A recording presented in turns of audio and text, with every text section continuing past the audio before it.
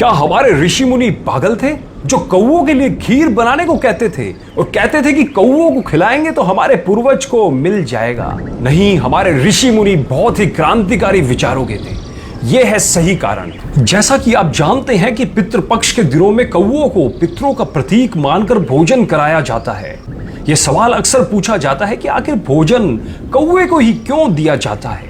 यहां कुछ ऐसे ही जवाब और रियल फैक्ट्स हम आपको देने जा रहे हैं जिससे आप जान सकेंगे कि भारत की प्राचीन सभ्यताओं में कौवे को इतना महत्व क्यों दिया गया है और पौराणिक कथाओं में कब कब कौवे का जिक्र आया है। गरुड़ पुराण में बताया गया है कि कौवे यमराज के संदेश वाहक होते हैं। श्राद्ध पक्ष में कौवे घर घर जाकर खाना ग्रहण करते हैं। इससे यमलोक में स्थित पितृ देवी देवताओं को तृप्ति मिलती है। लेकिन इसका एक और वैज्ञानिक कारण है और वो है बरगद और पीपल के वृक्ष।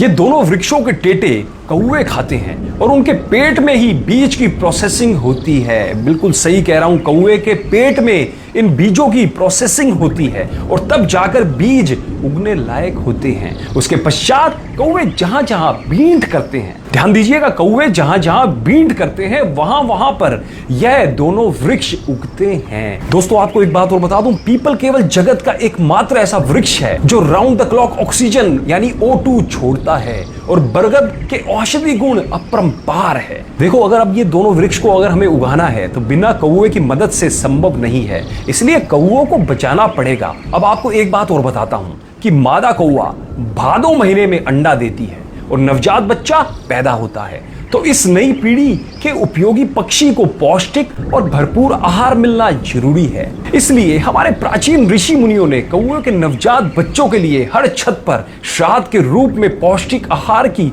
व्यवस्था कर दी थी, जिससे कि कौओं की नई जनरेशन का पालन पोषण हो जाए। इसलिए दिमाग दौड़ाएं, श्राद्ध करना प्रकृति के रक्षण के लिए नितांत आवश्यक है। ध्यान रखना, जब भी बरगद और पीपल के पेड़ को देखो तो अपने पूर्वज तो याद आएंगे ही, क्योंकि उन्होंने श्राद्ध दिया था। इसलिए ये दोनों उपयोगी पेड़ हम देख रहे हैं। एक बात और बोल देता हूं, कुछ लोग जो कि सनातन धर्म पर उंगली उठाते हैं, सनातन धर्म पर उंगली उठाने वालों, पहले सनातन धर्म को जानो, फिर उस पर उंगली उठाओ। जब आपके विज्ञान का कुछ भी नहीं था, हमारे सनातन धर्म को पता था कि किस बीमारी का इलाज क्या है, कौन सी चीज खाने लायक है, कौन सी चीज खाने लायक नहीं है। अतः ज्ञान का भंडार है हमारा सनातन धर्म। हमारे समस्त वेदों में, हमारे समस्त पुराणों में ज्ञान का भंडार भरा पड़ा है और उनके नियम विदेशी शिक्षा पद्धति में पढ़ के केवल अपने पूर्वजों ऋषि मुनियों के नियमों पर उंगली उठाने के बजाय उसकी गहराई को जानिए और आपको पता लग जाएगा कि वो लोग कितने वैज्ञानिक थे।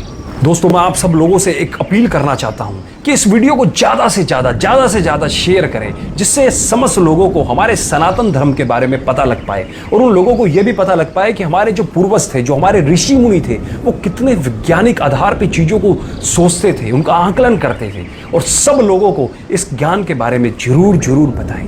धन्यवाद।